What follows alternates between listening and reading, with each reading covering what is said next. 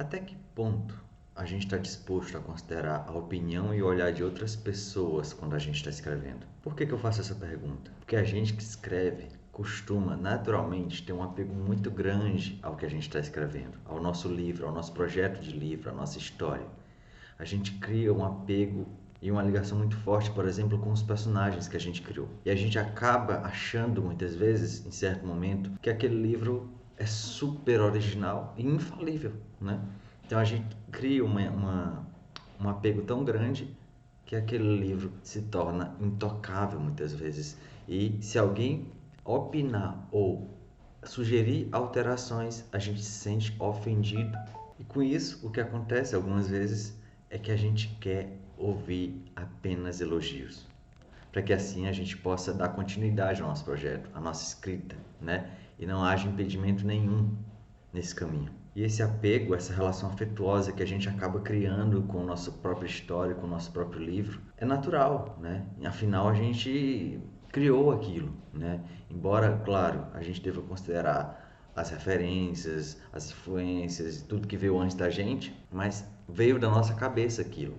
Então a gente acaba criando, sim, naturalmente, uma relação de afeto, né? De apego. Então aquilo se torna muito importante para a gente. Então reagir a críticas, ainda que construtivas, frente ao nosso projeto, à nossa ideia, nem sempre é tão fácil. Acontece que se a gente, como escritor, como escritora, pensa em aperfeiçoar a nossa escrita, né? Em melhorar e tornar mais interessante, coesa e atrativa para o leitor essa nossa história, a gente precisa sim do olhar do outro, porque essa paixão, esse apego é justamente o que muitas vezes nos cega para falhas, para pontas soltas, para lacunas que a nossa história apresenta muitas vezes, né? Então, o olhar do outro, o olhar de outras pessoas, né, é o que vai permitir muitas vezes que essas falhas, essas pontas soltas sejam, né, devidamente solucionadas. Mas tem um detalhe, não é qualquer pessoa que deve ler o seu livro, que deve opinar, né, e fazer considerações para possíveis alterações do seu livro. É importante que se dê preferência a pessoas com um olhar qualificado, digamos assim. Ou seja, um leitor assíduo, né, que lê com frequência, um leitor atento, seja um leitor geral, digamos assim, que lê de tudo, ou seja um leitor daquele gênero específico que você está escrevendo, né? Seja um leitor assíduo, por exemplo, de ficção científica, se você está escrevendo ficção científica.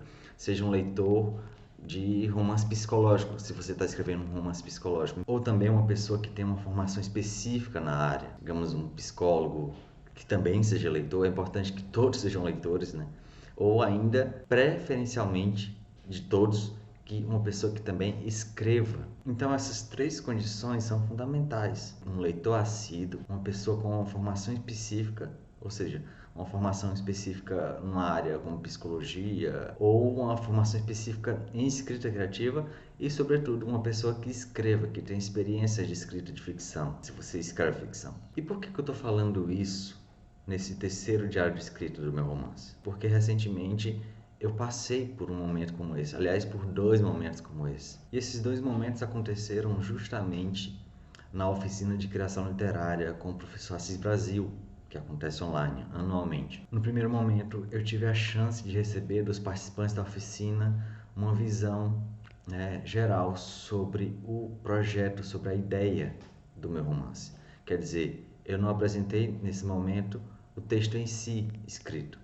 Eu apresentei a ideia, o que é que eu planejava, um projeto do romance. E a partir disso, eles foram dando feedbacks, né, do que poderia ser feito, do que poderia ser modificado, quais eram as falhas, quais eram os acertos, né, o interesse daquela ideia, enfim, tudo isso foi levado em conta. E a sorte que eu tive de aqueles participantes todos, né, incluírem, digamos, aquelas três condições que eu falei antes: serem leitores assíduos, terem uma formação específica em escrita criativa, no caso, porque afinal todos tinham passado por uma seleção, né, para participarem daquela oficina com o professor Assis na PUC do Rio Grande do Sul, e também escreviam, quer dizer, todos ali eram ficcionistas. Então eu tive essa sorte de receber uma visão de pessoas com um olhar qualificado, né, sobre a ideia geral, sobre o projeto de romance. E uma das coisas que eu percebi, né, justamente pelo fato de o projeto ser muito inicial ainda está em processo de elaboração, eu percebi que muitas vezes a história está muito clara para a gente que escreve, que quer escrever, né, que tem a ideia na cabeça, mas aquilo não ficou claro para o leitor. Ou seja, a ideia está perfeita na nossa cabeça, mas para quem recebe, quem lê ou quem, né, ouve aquela ideia, ainda tem muitas perguntas, ainda fica muito confuso. E foi justamente o que aconteceu. Ou seja, eu vou precisar retrabalhar essa ideia. E eu destaco aqui as duas perguntas que o professor Assis Brasil faz a todos os participantes que apresentam o seu projeto de romance.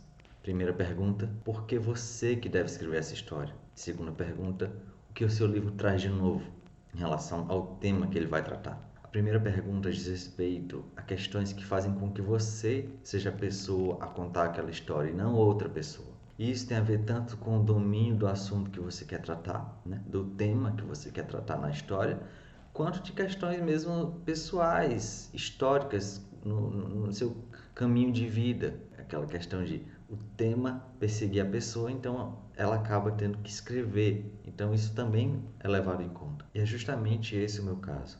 Ao responder essa pergunta, eu percebi que ao longo da minha vida, alguns fatos foram me levando, né, a esse tema, ao tema do meu romance, que, em poucas palavras, trata da relação entre identidade e alteridade, ou, em outros termos, do duplo ou múltiplo, da múltipla personalidade. Então, houve alguns fatos que foram acontecendo comigo, pelo menos desde 2008, e que, ao me deparar com essa pergunta, por que eu devia escrever essa história sobre esse tema, eu fui relacionando esses fatos. Um desses fatos é justamente eu ter feito essa tatuagem. Eu não sei se você consegue ver. Feito Deus ou feito Deus aí com um trocadilho, né? Em outro vídeo eu vou falar desses fatos que eu percebi uma relação que tem total a ver com o livro que eu quero escrever, com esse romance que eu estou escrevendo. E sobre a segunda pergunta, quer dizer, o que o seu livro traz de novo sobre esse tema?